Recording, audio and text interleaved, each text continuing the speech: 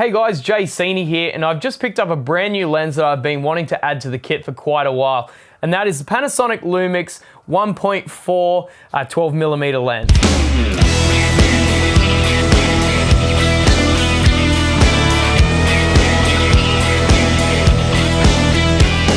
Now this is a lens I've been wanting to add for quite a while now because I've been looking for something that has a really low f-stop that lets in a lot of light, but at the same time is relatively wide at 12mm. That's a 24mm full frame equivalent.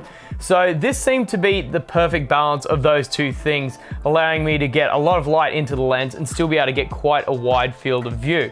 So one of the lenses I had before this one was the Panasonic Nocticron 1.2 f-stop lens. Now that was a fantastic lens, but it's very much a portrait lens that you use to take from far away. Whereas I need something a little bit wider, so this seemed to be a great fit. So first with the pros, this lens has a lot of pros. It stops all the way down to 1.4, which is fantastic for shooting in low light situations. It means that you're getting a lot of light into the lens. And being able to get a lot of light into the lens means that you don't have to crank up your ISO. There's a goat in my frame, what the hell? So this lens goes all the way from 1.4 to 16. As you can see, there's a goat in the background. It's always very good when you're shooting these kinds of things to get a little bit of extra help. Not very helpful at the moment, are ya?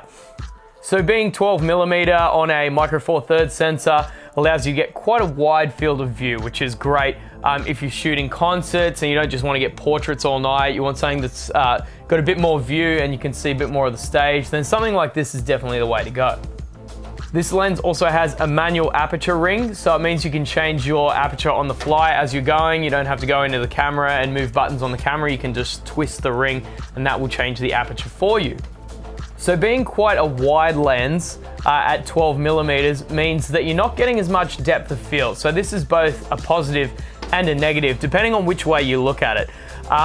Obviously, not having as much depth of field means that it's a bit easier to focus on the fly when you're trying to get those nice clean shots. However, if you're looking for that really blown out background, you're not going to get that with a 12mm. You're much more likely to get that with something like a Nocticron, which is around 42.5mm. You get that nice blown out background, whereas this, you obviously being 1.4, you will get some blurring in the background, but it's not to the extent that you will get on, say, a Nocticron or a more portrait style lens. So the build quality of the lens itself is fantastic. It's made out of metal, it looks very sturdy. The focus ring is very, very smooth. The aperture ring is also very smooth and very obviously clicks when you're into the next aperture. So all these things I really like. That's all good stuff. You've got automatic focus and manual focus, which you can change between the two. The autofocus from when I've been using it has been really fast. It changes very quickly, which is very good. And finally, being a prime lens means that it's nice and sharp compared to the zoom counterparts. Now, no lens is perfect. You can never get a perfect lens, otherwise it'd go everywhere from 7mm all the way through to like 300mm, and it'd be super sharp, super crisp, and super light. But that's, it's really, really difficult to get that.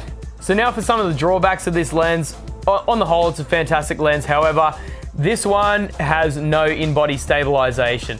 So if you don't have any stabilization in the camera or you don't have a gimbal, this is going to be pretty tough to use when you're doing video. So you need to take that into consideration if you're looking at purchasing this lens. If you mostly shoot video, then you need to make sure that you've got a stabilizer or you have in-body stabilization in the camera, because this does not have it. So this lens I pretty much started using straight away as soon as I got it. I found a use for it very quickly when I started shooting some music videos. It arrived just in time for a couple of low light music videos actually, so it worked really, really well in those situations. So this lens is not cheap. It's around $1,100, $1,200 Australian. So it's not the cheapest lens, but of course you do pay for the quality that you get. It's nice and sharp. You get a great image quality, great image reproduction. The colors look fantastic. So everything about this lens is pretty solid. So my name is Seeney. I hope you found this review useful. I've had it for about a week or two now, and it's been really fantastic to use, and it's found its way into a lot of different situations that I would have used a different lens for, but now that I have this, it's certainly replaced that. So thank you guys so much for watching. Make sure you give the video a like and subscribe to the channel, and we shall see you later.